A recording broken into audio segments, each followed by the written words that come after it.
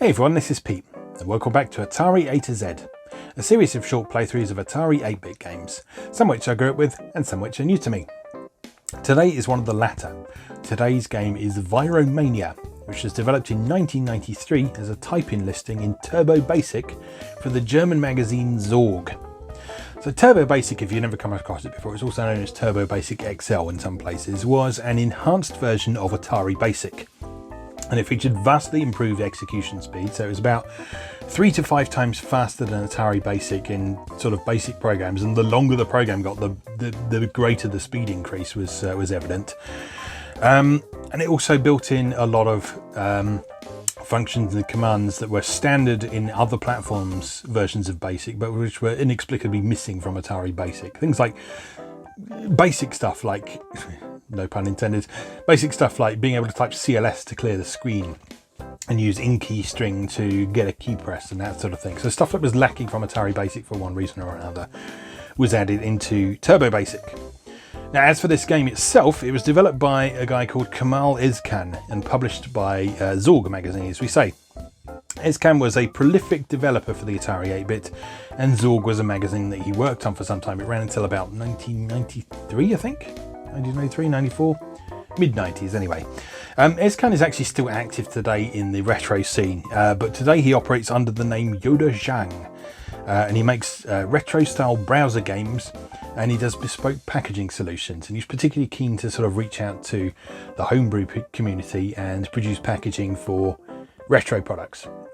He's sort of moved out of using real hardware now, but he's still interested in actually creating stuff using Atari emulators or things like sort of Raspberry Pi based solutions and that sort of thing. So he's still active today, so look him up. Just remember he's called something different now.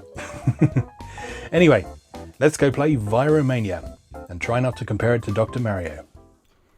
Okay, here we are with Viro-Mania, which is absolutely positively nothing to do with Dr. Mario. Absolutely not. Let's press 0 to start, and I'll show you exactly how nothing to do with Dr. Mario it is.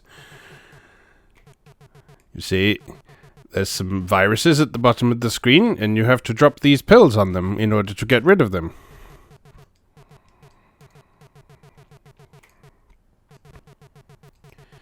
And the way it works is you need 4 of a particular colour together in order to get rid of it. And if a virus is part of that 4, then it goes away. And your aim on each level is to get rid of all the viruses.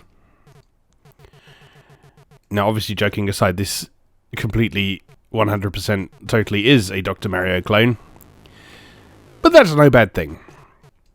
As I think we might have mentioned before, possibly when we looked at Uncle Henry's nuclear waste dump, the Atari 8-bit was not a platform that had a ton of puzzle games during its lifetime.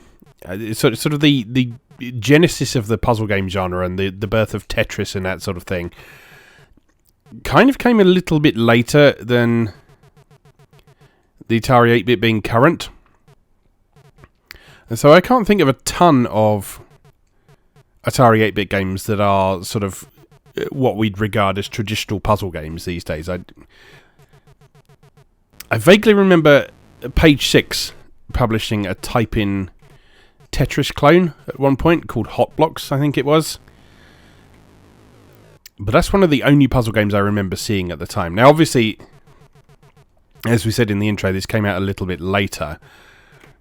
But it's still cool to see this concept explored on the Atari 8-bit. And it works pretty well.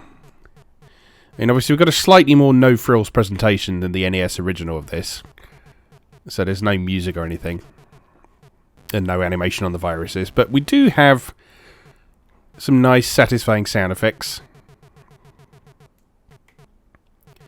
And it plays perfectly well. Which is all you can ask for, really.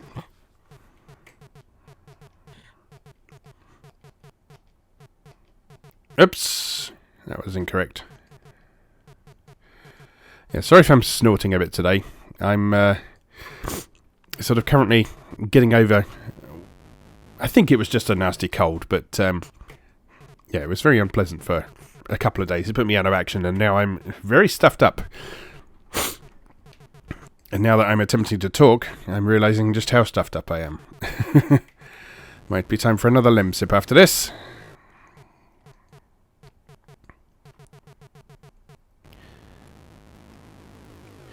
But yeah, in terms of presentation and sort of technology, this is pretty straightforward.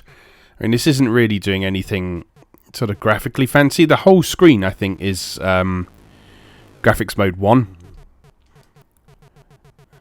Or technically graphics mode 1 plus 16. Because we don't have the text box at the bottom. Now, can we slide that in under there like a cheeky bugger? We can. Marvellous. Yeah, so the whole screen is graphics mode 1, which is sort of half-height, large characters. And that's a very good setup for sort of tile-based puzzlers like this.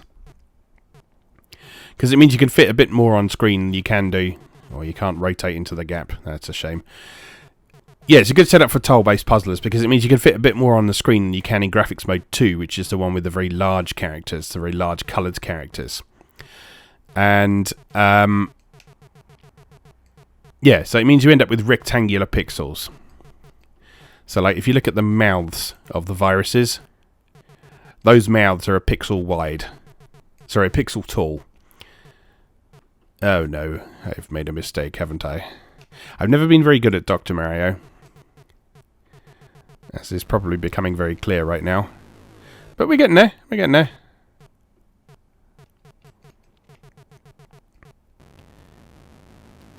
Yeah, so for me, graphics mode 1 is a very sort of distinctive look and feel of the Atari 8-bit. I can see sort of text and characters of those proportions, and for me, it's immediately identifiable as an Atari 8-bit game.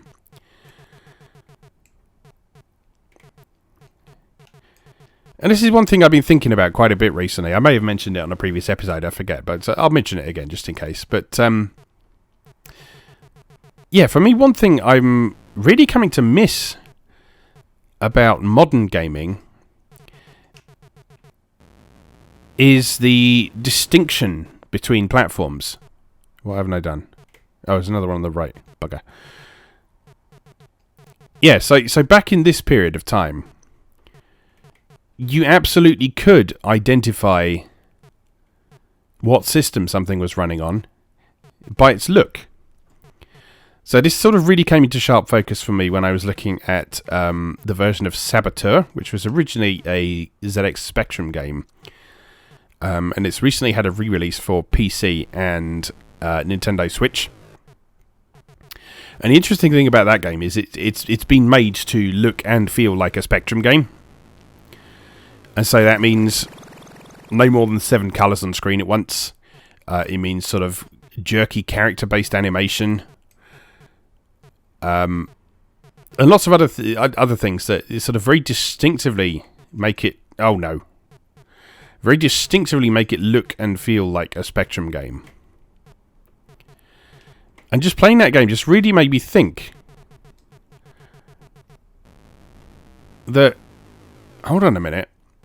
Like, if you look at games today, if I fire up a PlayStation 4 game and then fire up the Xbox One version of something, there's really nothing to distinguish them in most cases. There might be some slight performance differences, particularly between like the Pro and the X models and that sort of thing, but there's certainly nothing that immediately makes things stand out. And I think really sort of the last time we had that in any form was probably the PS1 era. I mean, you can probably make an argument for it sort of happening in the PS2 era slightly, because there are some distinctions you can make between the PlayStation 2 and the original Xbox and the Nintendo GameCube. But those differences are very small, they're very minor. Whereas if you look back at the 8-bit home computer era, an Atari 8-bit game looked very different to a Commodore 64 game, which looked very different to a ZX Spectrum game, which looked very different to an Amstrad CPC game. all of those systems were immediately identifiable just by look and sound in many cases. So the Atari's Pokey chip has a very distinctive sound, for example. Oh god, this level isn't going to end well. I can feel it now. Yeah, so the Atari's Pokey chip has a very distinctive sound. I've talked previously about how there are certain sounds in the Atari 8-bits arsenal, if you like, that I find very iconic, that I always think of, that I always give me a strong feeling of nostalgia. Oops. Oh dear. This is not going well. Yeah, and that's down to sort of the unique sound hardware that it had. Now, equally, like the ZX Spectrum's basic sound chip had a very distinctive sound that was nowhere near as capable as like the Atari Pokey chip or the Commodore 64 SID chip or that sort of thing. Back in the day, that was sort of seen as inferior, and I mean, technically it is inferior. So the original model ZX Spectrum has a pretty lousy sound, to be honest, but nowadays that's part of its charm. That's part of the thing that makes the Spectrum interesting. Because you can hear those clicks and beeps and burbles and immediately identify that as the sound of a Spectrum game. Whereas again, you look at a modern console, outside of performance, there's nothing to distinguish a home computer version of something, like a Windows PC version of something, from a console version of something. And there's nothing to distinguish those console versions from each other, either. And that's a bit sad, really. But, I mean, that doesn't stop us enjoying games from the past. Or games that are running on past hardware like this that maybe came out a little bit more recently. I mean, this isn't a new game by any means, but it's a little bit later than the Atari 8-bit's heyday.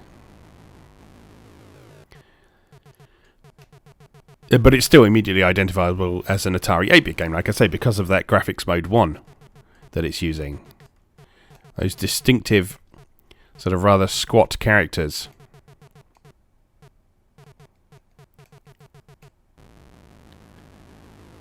And the distinctive number of lines of them it can fit on the screen.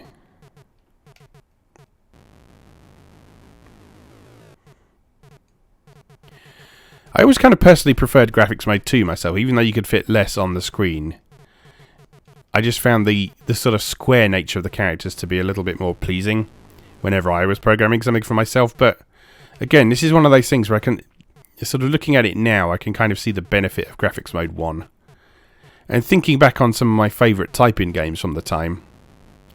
Oh, we got a track mode going on. Someone didn't poke whatever the poke number is. There we go. Just hit a key and that comes off. Yeah, if you didn't see the video we did on Hover Bother a while back, one of Jeff Minter's classic games, the Atari system has what it calls an attract mode after sort of arcade hardware, having something constantly going to attract people's attention. And what it does is it just cycles around the various colour palettes that are available to it. It takes all the various elements on the screen and just shifts them around the different colours it's possible to display. And the reason for that is it means it updates the whole screen and it prevents the screen from getting stuff burned into it. Now, normally, when you program something like a game, you want to poke a particular part of memory every so often that resets the timer that makes that happen. Because otherwise, yeah, the attract mode just goes off like we've just seen there. Now, the timer is automatically reset anytime you press a key on the keyboard, but it's not reset by joystick input, which is why it was a particular problem in games. So, like, I'm using the joystick to play this game, and so I haven't touched anything on the keyboard. And so, yeah, that timer just continues advancing without resetting itself. And then when it reaches its threshold to start the attract mode, then yeah, you start getting weird colours happening. And so depending on if you programmed your game in BASIC or machine code, there was a particular poke value you would need to do. If you're not familiar with basic programming, poke commands, basically, it's an instruction to the computer to take a particular point in memory, usually a point that controls something or other, and put a particular value in it. And so what you basically do is you take the value that has the timer that determines when the attract mode happens, and you just poke it to 0 to reset the timer. And if you do that every so often, then it just means that the timer never reaches that upper threshold it needs to start the attract mode, and effectively prevents it from happening. There isn't a poke you can do that actually turns it off altogether, which is why you had to do that. So what a lot of people did in their programs was, as part of their game's main loop, which is the part of the program that just continually runs round and round and controls things like accepting joystick input and updating the score and updating the screen and that sort of thing. Every time it cycled around the main loop of the program, it would do that poke, because it's just putting a value into memory. It wasn't a particularly sort of processor intensive thing that you were asking the computer to do there. So yeah, you just tell it to do that every so often. And yeah, evidently they forgot to do that in this program. It's an easy thing to forget, though, so we can probably forgive them.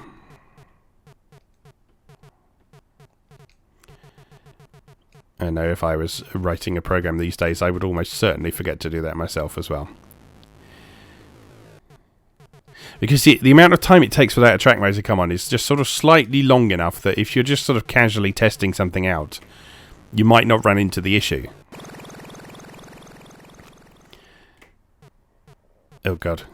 I suspect this might be the end. Because I'm not at all confident about what I'm seeing in front of me right now. Oh god. No, I'm making a real mess already.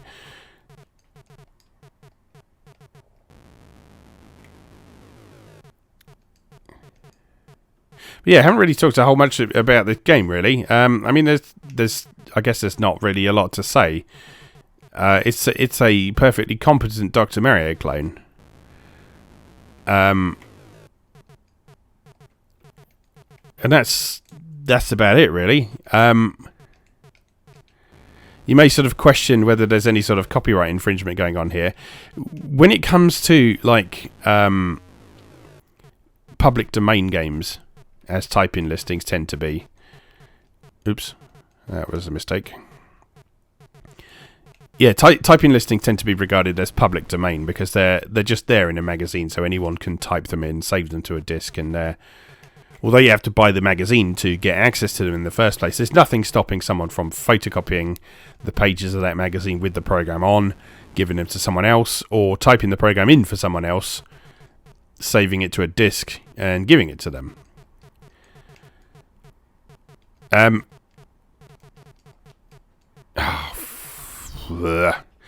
because there's no sort of money being directly made from public domain, so I should be concentrating and I am not concentrating. But anyway, because there's no money to be made from public domain software, because by its very nature, no one tends to get too sniffy about copyright issues, or at least they didn't back in the day. The Nintendo of today might have something to say about the existence of this game, given how hard they tend to clamp down on sort of fan projects that relate to things like Pokemon and Mario and that sort of thing. But back in the 90s, in the 80s,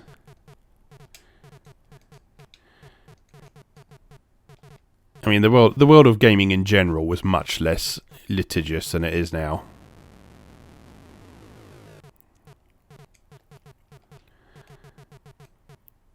So a lot of people had never even heard the term intellectual property, for example. I can't remember when we first started using terms like IP pretty freely.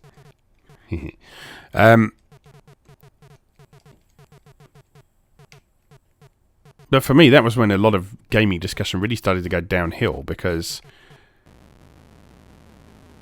it meant that people were focusing quite heavily on the business side of things rather than the creative side of things, and that for me was a real shame. Because that stuff is much less interesting to talk about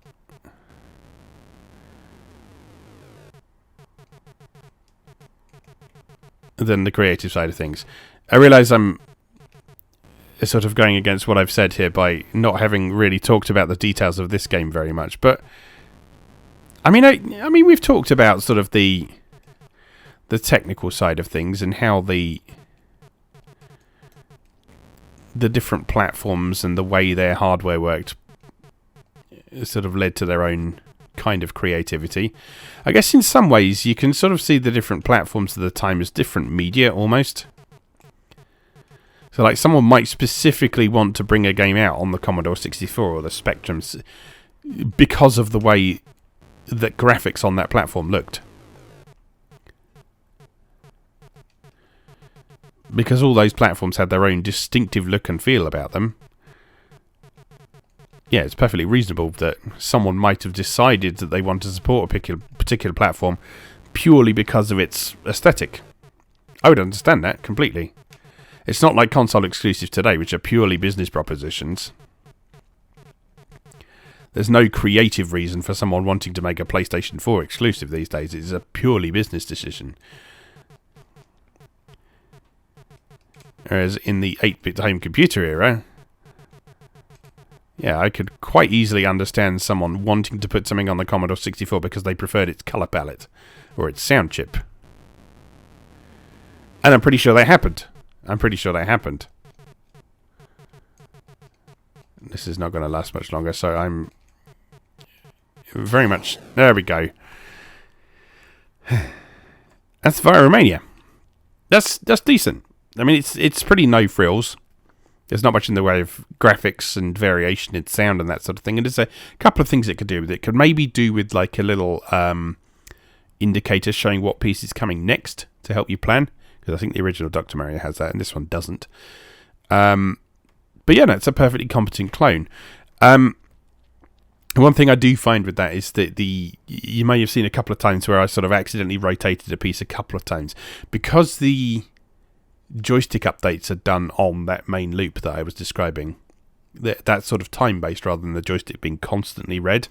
And that means that sort of if you press the fire button at just the wrong time and the crossover between two cycles around this main loop, you can end up zapping around twice. But yeah, I mean that's a bit of an occupational hazard especially when you were programming something in BASIC, as I think this might have been. Can't really tell. Can't press brakes to get out of this. So they've trapped the brake command, but they haven't disabled the attract mode. Anyway, that's Viro-Mania. As always, thank you very much for watching, and I'll see you again next time.